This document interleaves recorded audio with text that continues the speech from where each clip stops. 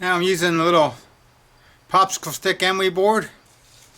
I'm using it to sand the edges of this, just to knock off all the loose stuff on the edges.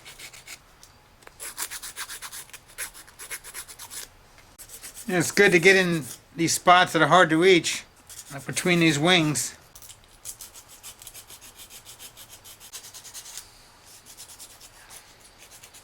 Sometimes you're going to need even a smaller piece. So I take a razor blade and cut the popsicle stick in half. Now I got something that can get into the corners really easy.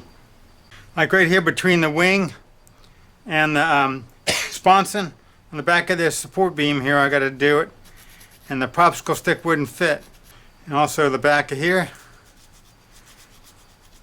To cut the pour spout out, or guess whatever you want to call this, is where I poured the resin into the mold.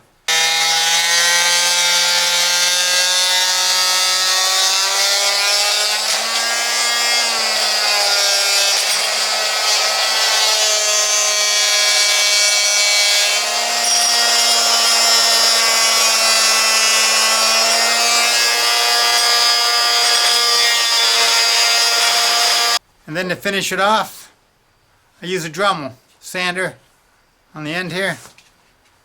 Just kind of turn it on. I use low speed, and I just kind of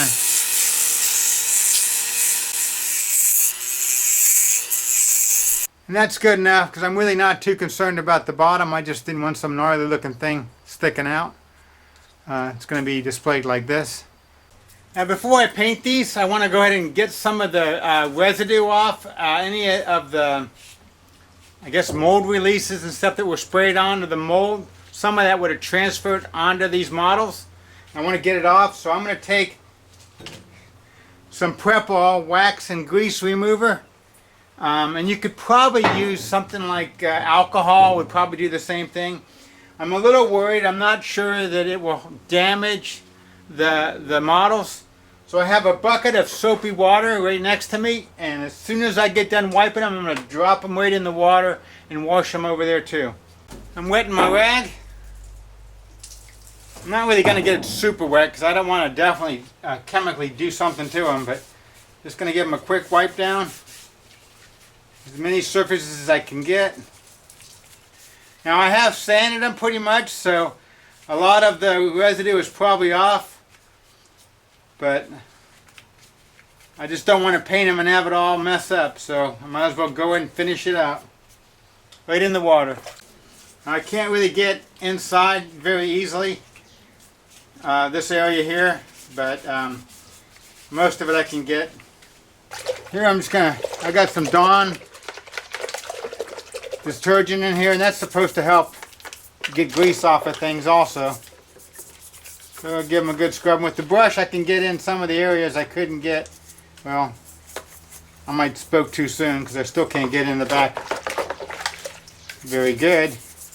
It only takes a couple minutes each one, but this should ensure that the paint has a better chance of sticking. Now I'm just going to hose them off.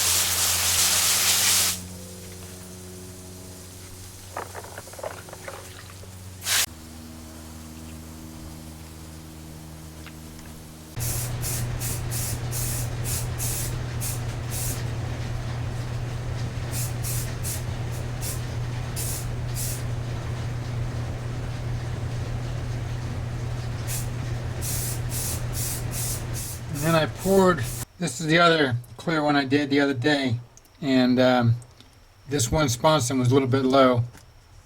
Still probably a little low, but it's a little higher than it was, and I filled in some of the big holes.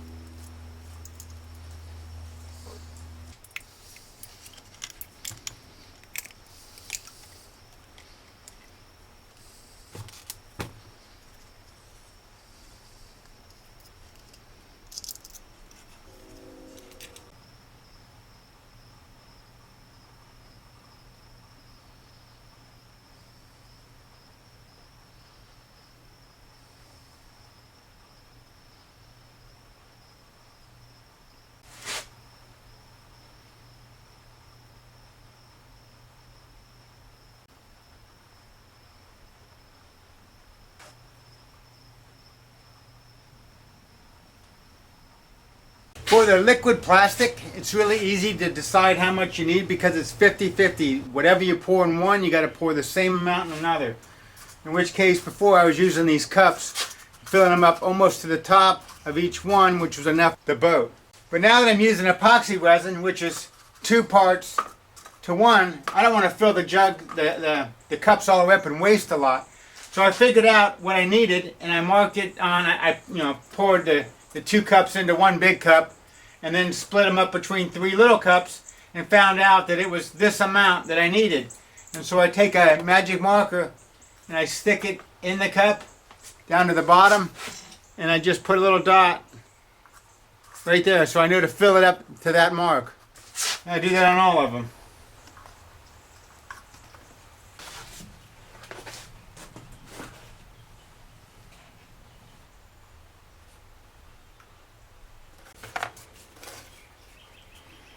Now the hardener is a lot thinner than the epoxy resin, so it pours a little easier.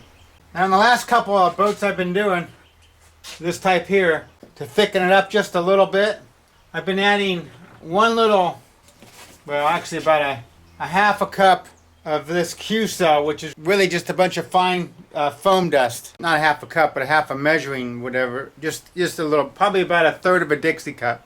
It's a little bit thicker so that when I pour it, it's less likely to leak out of the mold. This is what they look like clear, and this is with a little bit of Q-cell. Doesn't take much to color it a lot. I mix all the resin together first, really good, and then I add the Q-cell.